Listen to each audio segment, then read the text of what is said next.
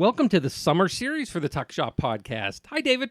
Hello, Matthew. How are you? Good. We survived the media reunion. That turned out really well. We did. It was fun. Now just surviving summer. I was laughing. I have a whole pile of stuff in my basement for a fundraiser, and I got to load it up for a meeting tonight.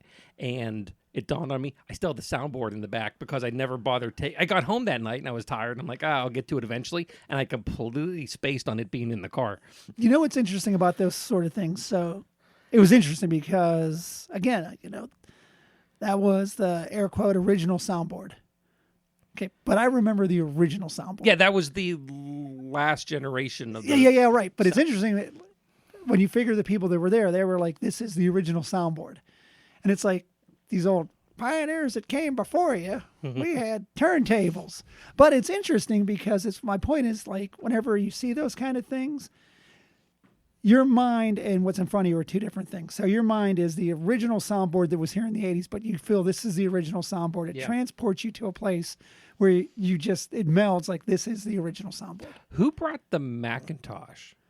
Mark Bursick did. Mark brought, okay, because that was cool to see. As an antique Mac fan, that was kind of, I don't have the experience with the machine from the Advocate, but I do that was really cool to see a Mac, actual honest to God, single piece Macintosh. When I was here in 88, when I graduated in 88,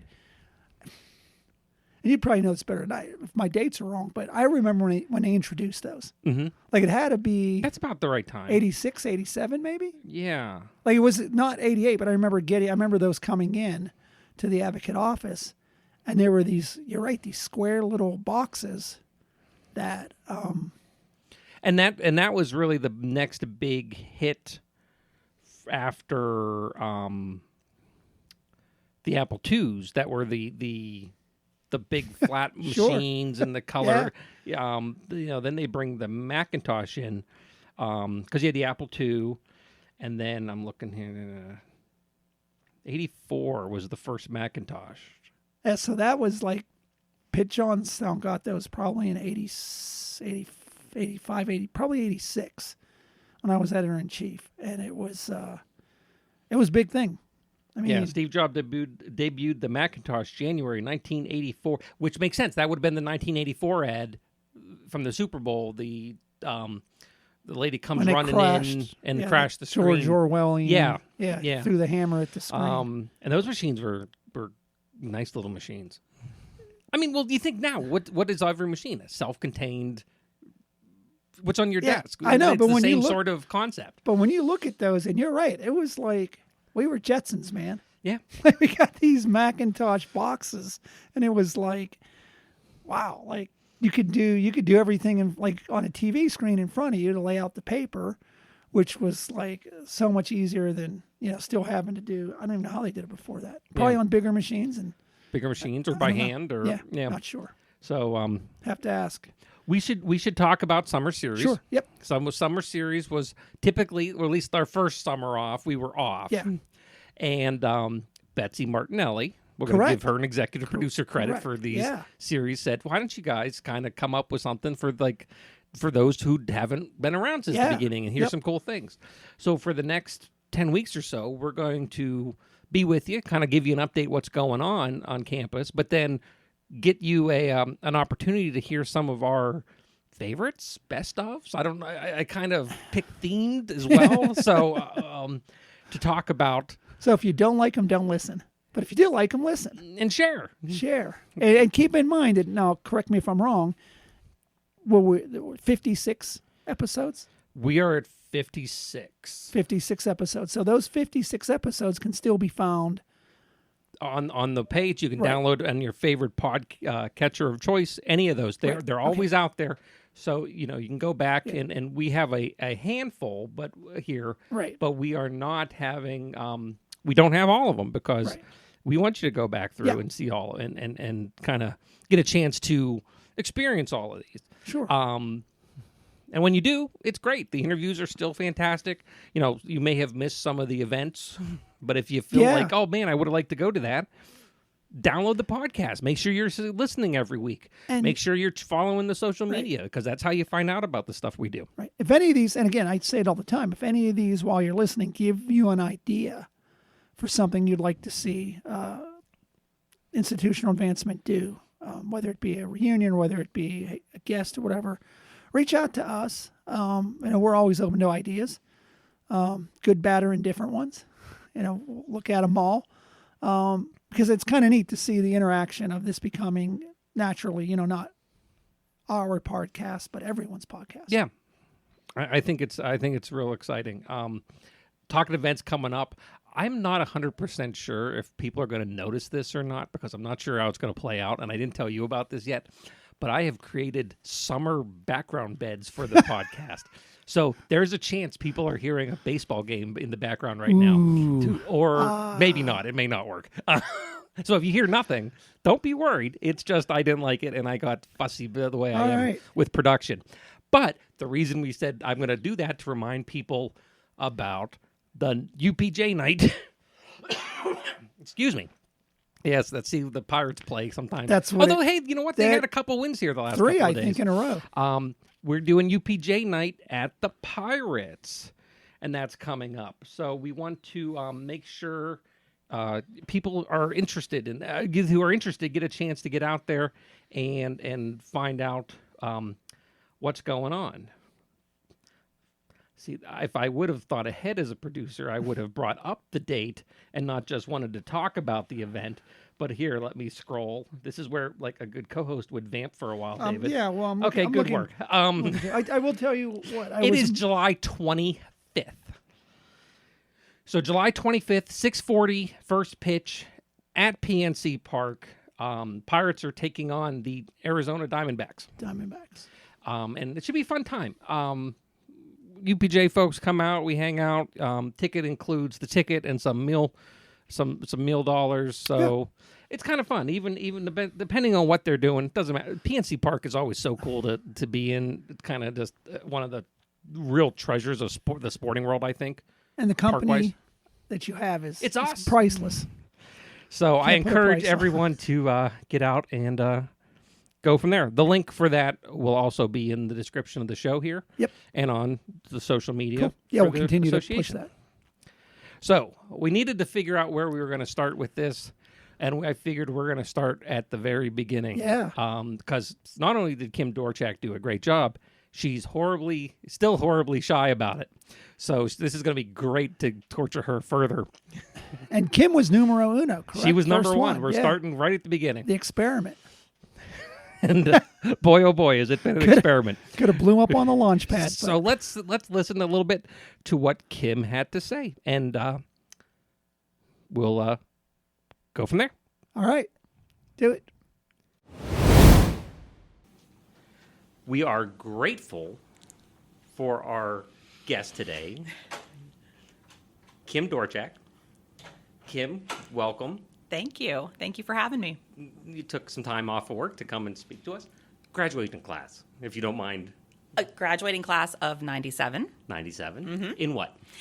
Business, in accounting and finance. Okay. Things I don't understand. No, right. Many don't. It's all right. Why? Let's talk a little bit. Why did you come here? Why did you to Pitt Johnstown? Pitt Johnstown. Yeah. Not today. Yeah, no, I'm wondering myself, Matt. No, why not today? But Pitt Johnstown. Well, it was obviously a reputable school, part of the Pitt system, and in my backyard. So it was really hard to pass up an opportunity. I was able to commute, which I did the first 2 years I was here. I did live on campus my second 2 years, but of course, my parents were wanting me to stay closer to home, and this was a great opportunity, and just the opportunity to go to a great school in my backyard. Why not? And obviously they had the program that I was looking for.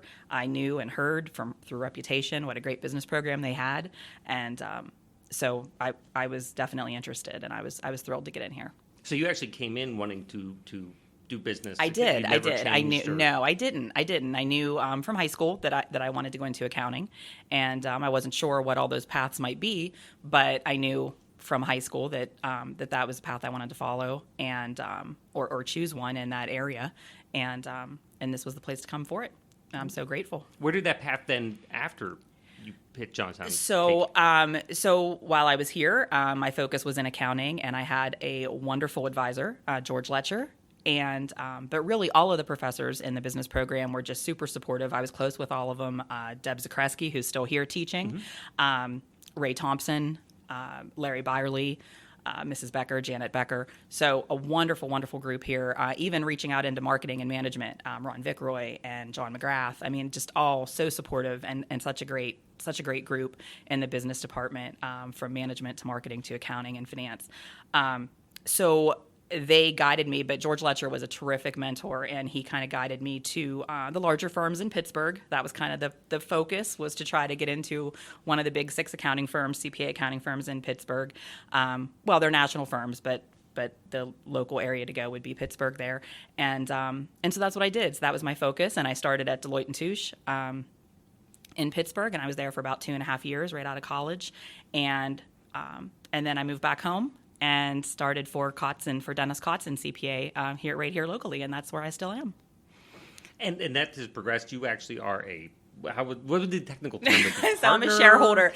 I'm a shareholder partner. Yes. So yeah, actually, my coworker, my partner Brenda Pulaski, and myself, we bought Dennis out when he retired. Dennis Kotzen retired in 2016, and we bought the practice from him. So now I'm a co-owner with my coworker Brenda, and we have a firm right here in Richland.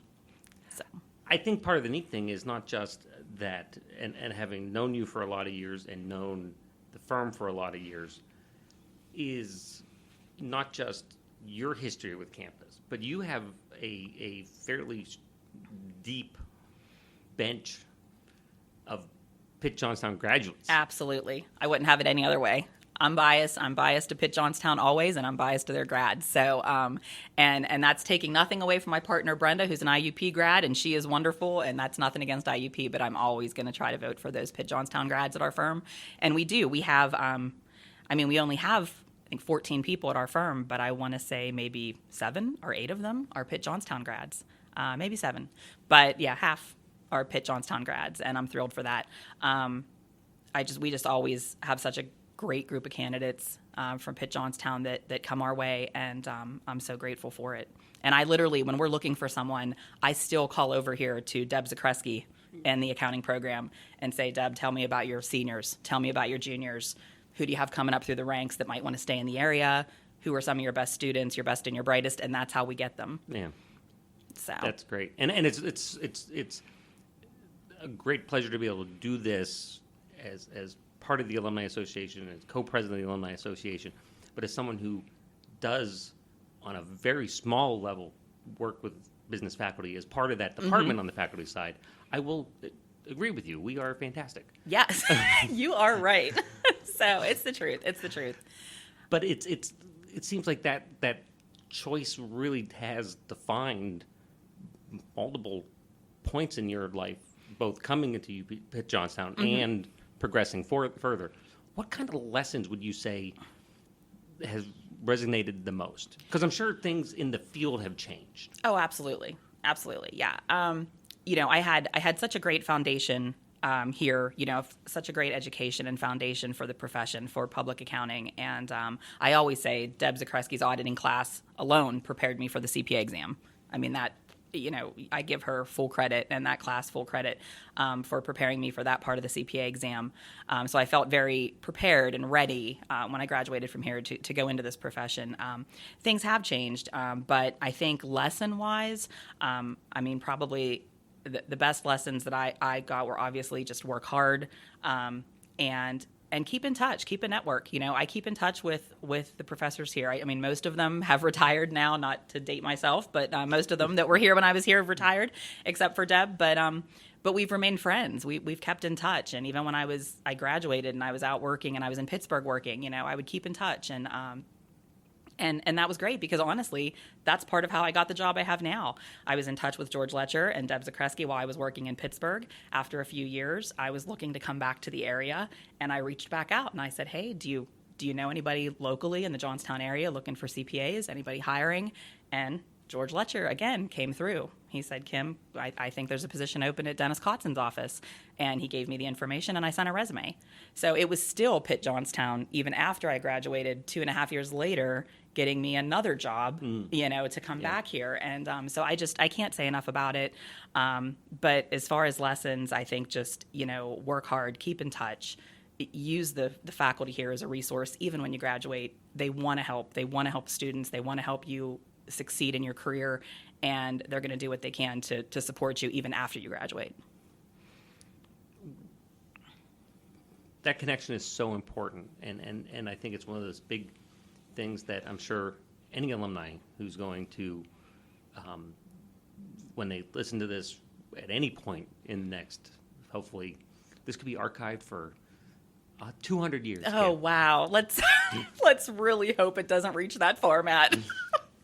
But the ability that Pitt Johnstown has to do that has always been something that has been a real treat and a real treasure. It is. As part of that campus. Absolutely. When you think back about your time here, what stands out as memories? Take us back to... Let's see, 93 to 97, yeah, right? Yeah. So the 90s. Late 90s. Oh, the 90s here at UPJ. Oh, wow. Well, I don't know. Big hair. Let's see. Really, some of my favorite memories. Well, I met my husband here. Okay. So that's great. And but I still have so many dear friends that I graduated with from here, and they're lifelong friends. But my best memories were probably all surrounding Alpha Kappa Psi. I was in Alpha Kappa Psi business fraternity here. It was a co-ed business fraternity. It's still here on campus. I think it's changed a little bit. It's still co-ed, but from what I understand, it's not just business. I think it reaches out to other majors now. But when I was here, it was a business fraternity, a co-ed business fraternity. It's how I met my husband. And many of the best friends I have today were there with me in that group. And we just had a ball here for 4 years. And it was a lot of fun and a lot of parties and a lot of great times. But it was a lot of that actually helped me in my career. It was programs through Alpha Kappa Psi. That organization would have members of the community, business leaders in the community come in and speak, or they'd do a resume writing seminar, resume writing workshop, and for us, and help us with our resumes and mock interviews and things like that. And it was Alpha Kappa Psi that, as much fun as it was and as much partying as it was, and it really was, but which was great. But it was a lot of really good tools. And we did fundraising, we did community service. So it got me out in the community, got me out in Johnstown doing things, and visiting local businesses and taking tours of local businesses like Lockheed and different things. And it was really a great experience all the way around. And my best friends are still from that organization, and we're still friends today. So those are my favorite memories, everything wrapped up in Alpha Kappa Psi. But there was so much good stuff. Where does this experience rank in that You know list? What? It is rising to the top. Is it? It is. It's rising to the top. It started out maybe at the bottom, but it's getting better by the minute. So, Kim, middle of a work day, thank you for coming over. Absolutely. And spending 10, 15 minutes talking to us here today. Thank you. I enjoyed it. I always enjoy a walk down memory lane here. You're always welcome. Thank you. It's a beautiful campus. I love to come back here. I don't take advantage of it enough. I need to just come over here on my lunch breaks and take a walk. It is beautiful. As I'm looking out the windows here at this campus, it's gorgeous. Perfect time of the year to do it, too. Absolutely. So thank you for having me. Thanks, Kim.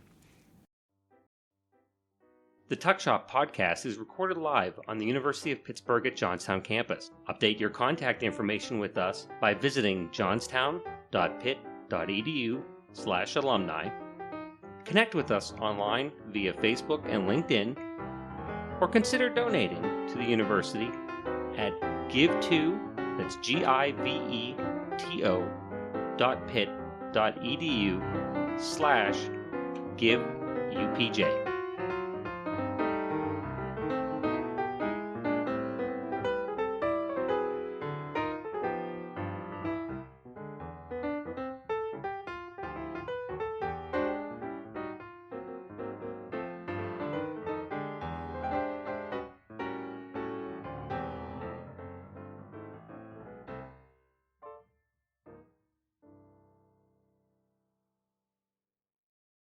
This has been a production of Quantum Wave Media. Views expressed do not necessarily reflect the opinion of the University of Pittsburgh at Johnstown.